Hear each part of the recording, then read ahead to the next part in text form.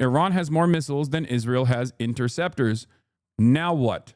For days, Israel's defenses have largely held up against Iran's missile attacks. But there's a growing concern that Israel... Like these, by the way, you need to understand something.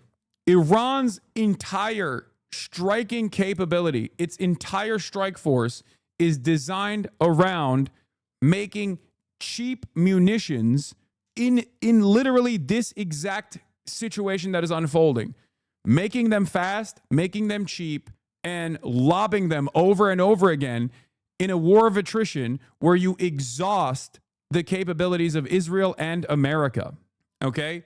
I think a lot of people assess, a lot of people make this assessment that like they have an unlimited amount of interceptors. They have an unlimited amount of missiles. These are very expensive missiles. THAAD launchers are super expensive. The missiles they're using are super expensive. The Arrow and David Sling, like the Arrows system and the David Sling system, are also super expensive. And not only are they super expensive, the United States of America does not have the capability of making enough fast enough and ship them off to Israel fast enough before the Iranian missiles stock is diminished. This is the reason why Israel has to strike missile depots in Iran over and over again with the hopes that they can actually eradicate the launchers and also the munitions depots that Iran has.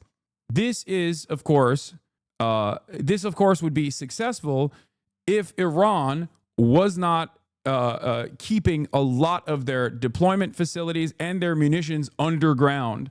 I think Israel has seen some success in striking munitions depots. That big fire that we saw last night, I suspect was a missile depot. But having said that, this is the entire process that Iran has designed, knowing full well what Israel and America's strike capabilities look like. So I suspect that there are probably more. BBC Verify, images show destroyed Iran jet and new airstrikes on Tehran. Israel spent at least $12 million last night trying to intercept 200K hypersonic missile and still failed. And in the process of Israel's precise targeting, they are, according to at least Iranian officials, they are losing some of their fighter jets as well. Even in the cheaper side, Tamir interceptor missiles cost around $200,000. Okay, Tamir interceptors are the Iron Dome. They are for short-range missiles. Some of them are capable of also intercepting the Iranian drones, the Shahed drones. Iran actually produces these drones not only for themselves, but also even for Russia. Russia's been using them in Ukraine. The Shahed drones cost a fraction of the interceptor missiles that aren't even reliably taking those drones down. All of this, of course, is paid for by us. Our taxpayer dollars go to this, for the record. I just need you to understand something here. Israel gets to have social safety nets for its citizens, while also simultaneously we foot the bill for their defense. And one might say, well, Hasan, that's just defense. That's defending civilians. Israel gets to behave in this belligerent and violent manner in the region, knowing full well that we will always foot the bill. So the attitude here, or the assessment here is does Iran have a striking capability that can even overcome, in a war of attrition, even overcome America's defense capabilities within Israel? Israel is burning through its defensive weapons. And its Arrow interceptors, which play a key role in taking out Iran's ballistic missiles, are in short supply, according to a U.S. official. Be real, no F-35 was shot down. That crash shot would be plastered by Iran all over as humiliation for the West. We got instant images of the Israeli drone that got down, but no 3 to 6 F-35s. Come on, man. I agree with you. I don't think I think you're right, because we did see a Israeli drone get dropped inside of the Iranian boundaries, and immediately it was all over. There's also obviously the reverse engineering part of this as well, but I don't know. I don't know if the F-35s are dropping anywhere near Iran, or what it is. So it could be total misinformation. Iran also did say that not only did they drop F-35s, but they also caught a Air Force pilot They did release images of that giant F-35 they shot down. No, that wasn't the Iranian government that released that image. That was just fucking fake AI shit running around. No, the picture of the F-35 that you've seen online is fake, chatters. There is no real image of an F-35 been whatsoever. At most, you could say that was a F-35,000, okay? That AI. The United States, which is God damn it. What is happening today, man? Dude, my stupid ass internet has been effing so frequently. It's pissing me off, dude. Jesus Christ. It's a small F for the time being, but it is so goddamn annoying. What is happening, dude? Jesus Christ. has been helping Israel shoot down threats, is also expending its munitions. The U.S. official and analysts familiar with the numbers say that Iran has more missiles than Israel and the U.S. have interceptors, raising concerns about Israel's ability to defend itself long term. So here's what the interceptor shortfall means for Israel, its allies, and the broader Middle East. Israel uses different systems to provide a multi-layered defense of its airspace. The Arrow 3 is considered the crown jewel of this network. With a range of about 1,500 miles, the Arrow 3 is used to counter long-range ballistic missiles, including those that fly above the Earth's atmosphere. Arrow 3 has been critical in countering attacks from Iran and Yemen, and it can intercept threats before they cross into Israel's airspace. The Arrow 2, an older version of the system, is also used to intercept short to medium-range ballistic missiles. Then there's David Sling, primarily used to counter medium-range ballistic missiles, among other threats.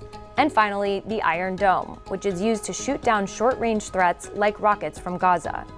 Experts say the Iron Dome is not playing a major role in this current conflict with Iran, and that the Arrow systems and David Sling have been key. Even though some missiles have slipped through, Israel's layered defense has proven to be extremely effective. Israel says its interception rate for ballistic missiles is about 90%, and of the 370 missiles fired by Iran in recent days, about 30 have made an impact as of June 17th.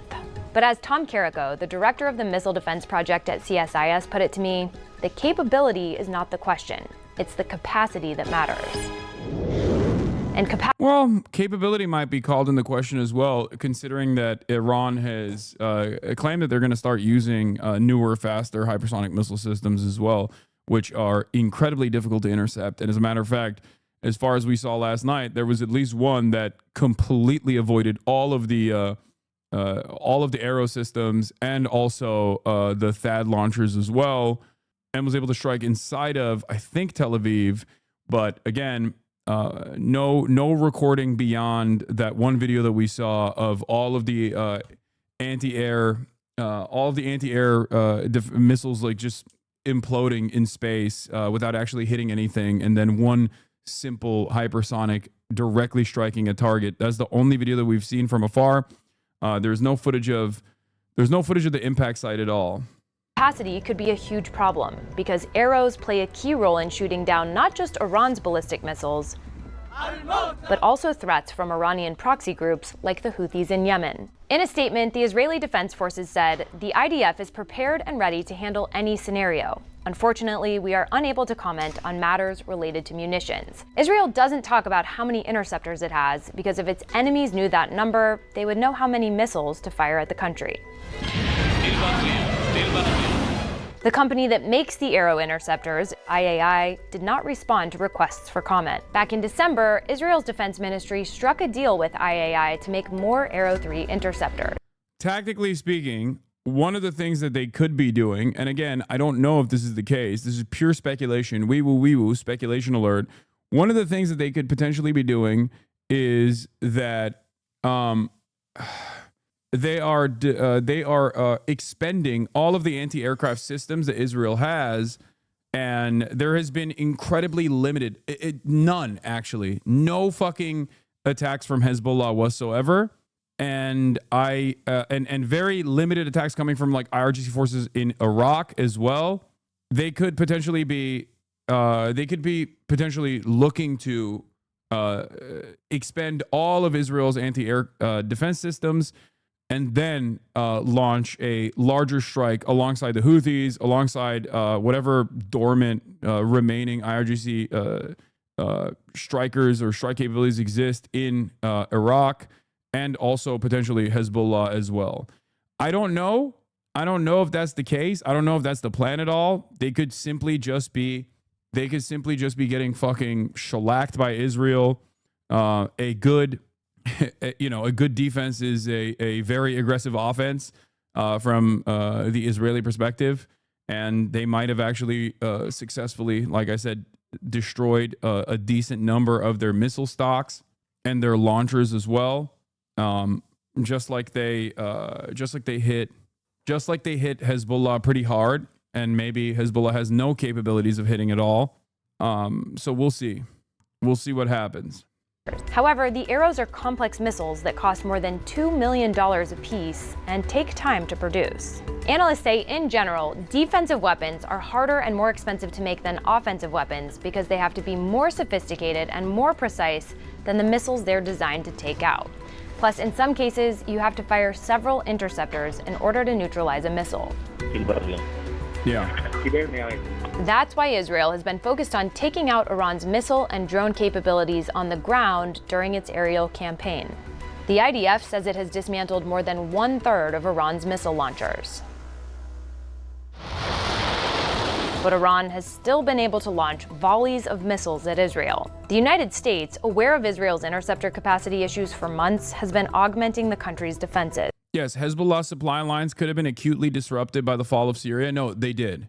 They absolutely did. But I'd be shocked if Hezbollah itself has no way of restocking or no way of internally or no way of deploying their additional stockpiles inside of Lebanon. I know for a fact that Israel has been keeping a close watch on any kind of flights going into Lebanon as well. Israel is directly blocking flights that are going into Lebanon. Remember, they have air superiority over Lebanon, over Lebanese airspace, and they are keeping a close watch on all of the cargo that goes into Lebanon. While all this is happening, I suspect that they have a fairly decent stockpile that is also underground. So we'll see what kind of stockpile they have or what kind of strike capabilities they have as well. But they have not done anything. Hezbollah hasn't done anything since Iran struck back at Israel after Israel's first strike. And that could literally be because the decapitation strikes from Israel was fairly effective. We are full of gratitude and thanks for the defensive systems that the United States has put in play. There's the ground-based THAAD system, which can intercept missiles inside or outside the atmosphere. And the U.S. has sent Navy ships into the region, which can counter missiles with SM-2, SM-3, and SM-6 interceptors. Plus, fighter jets can shoot down drones, missiles, and other threats. And I can say with authority that they have saved hundreds, perhaps thousands of lives over the past 4 days since Iran has been firing these ballistic missiles into our population centers. But U.S. interceptors aren't unlimited either. For example, defense documents show that the U.S. has only procured about 600 THAAD interceptors to date. So what does all of this mean for the current conflict in the Middle East? We're not looking for a ceasefire. I didn't say I was looking for a ceasefire. Remember, Iran cannot have a nuclear weapon. It's very simple. Analysts say that whatever happens, officials need to act fast to end the war because the U.S. and Israel can't afford to sit and intercept missiles for an extended period of time.